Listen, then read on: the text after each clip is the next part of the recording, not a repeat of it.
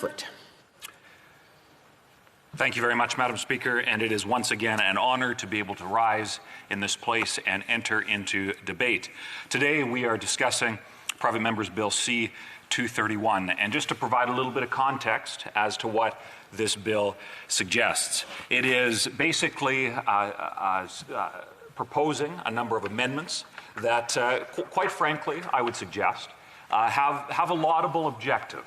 And that is to ensure that the Canada Pension Plan, the fund that pays that, ensures that dollars are not being spent in a way that contributes to the commission of human, labor, or environmental rights violations, the productions of arms, ammunition, implements, or munitions of war prohibited under international law, or ensuring that there are not investments that benefit the individuals or acts of corruption under the Corruption of Foreign Officials Act. So, Madam Speaker, it's a laudable goal that the bill we're debating today suggests, and it's unfortunate that that the bill itself would not provide the ability to actually accomplish those things. Let me stop there and explain a little bit for those who are watching how the CPP, Canada's pension plan, works. Canadians who are employed across the country pay into the Canada Pension Plan Fund. That fund, a number of decades ago, was made non-political through the establishment of the Canadian Pension Plan Investment Board, the CPP-IB. That board is to ensure something very, very important that I'll get to in a few moments. But it ensures that the dollars paid into by Canadians into the Canada Pension Plan are invested independent of the hands of politicians that would try to use those dollars for possibly activist or corrupt causes. That's important. That separation to ensure that ultimately Canadian dollars, taxpayers and employees who pay into the CPP can trust the fact that this fund, and I appreciate the member before he mentioned that the fund currently stands at a value of approximately $556 billion. That's more than $500 billion, not of government's money, but of the hard-working women and men who have contributed to that across the country. Now, every Canadian expects that government and all the facets of that, including things like the Canada Pension Plan Investment Board, will conduct itself in an ethical and virtuous way. And we hear often today about causes like ESG, investing in ESG causes, environmental and social governance, to ensure the dollars are invested in a way that doesn't negatively impact the environment, doesn't negatively impact people in developing countries, doesn't benefit corruption. And that's a fair discussion to have.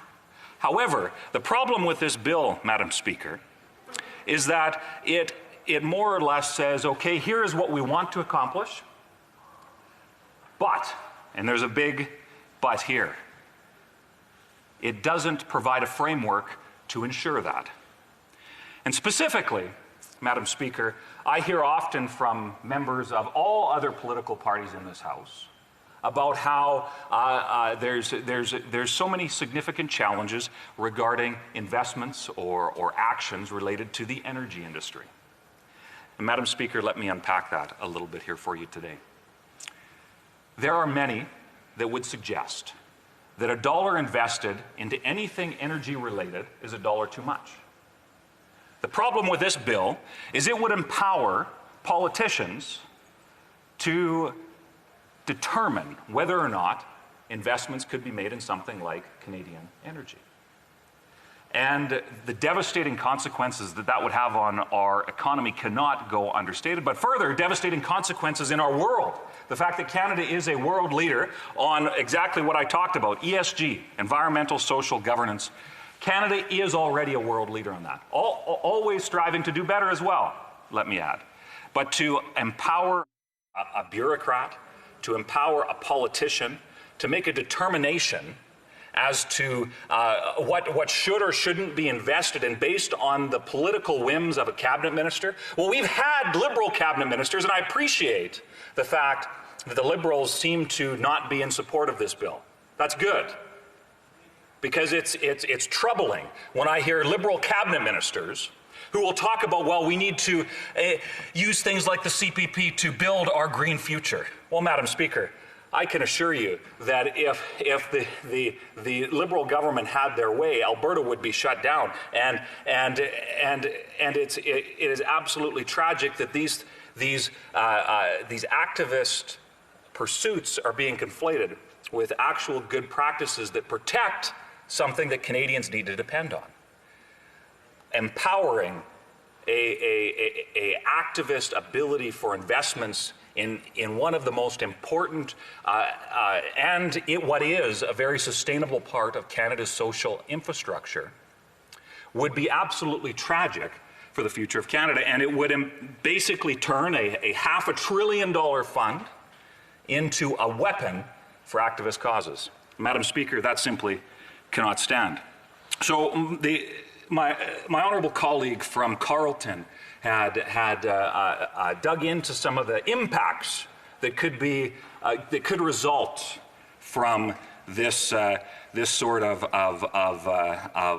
legislation, and specifically the broader definition of what's described in this bill as unethical, quote, unethical business practices.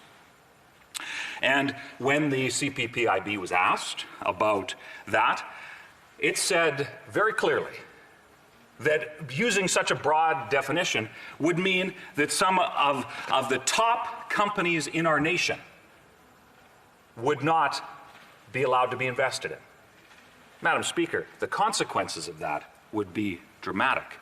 And I shudder to think about the fact that there would be this weaponization of $500 billion, not of government's money, not of an activist cause's money, but rather it would put at risk $500 billion that seniors, present and future, depend on. And further, you look at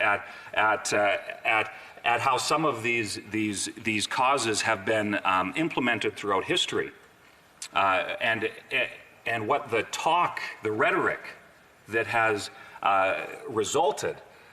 Madam Speaker, that certainly is not in the best interests of Canadians. Madam Speaker, how much time do I have left? About 2 minutes, perfect. I think it's very, very ironic that the left talks about wanting, bigger, more generous social programs. And it's fair to have those debates. I think it's fair to, especially at a time when Canadians have demanded much from their government. Now, Conservatives have been very outspoken on ensuring that there's efficient and effective delivery of those programs, and we could go on at length about our criticisms of how these Liberals have in what I would suggest, mismanaged much of the spending over the last year or so. But what I find ironic is that generally the left will talk about these laudable initiatives. And that's fair. Few Canadians would disagree. Few Canadians would disagree with the fact that we want ethical investments, the fact that we want to ensure environmental sustainability. But then when it comes down to the very foundation of accomplishing what is being talked about, it results in instability. And that's no more present than the fact that in my home province of Alberta, we are a leader in the world when it comes to the environment. Yet, we have, and I hear my friends from the NDP laughing at this, but we are a leader when it comes to, in fact, I would remind my friend, just as a side, that we can actually produce net zero oil in Alberta. And I hope that he will join me in celebrating that incredible technological accomplishment.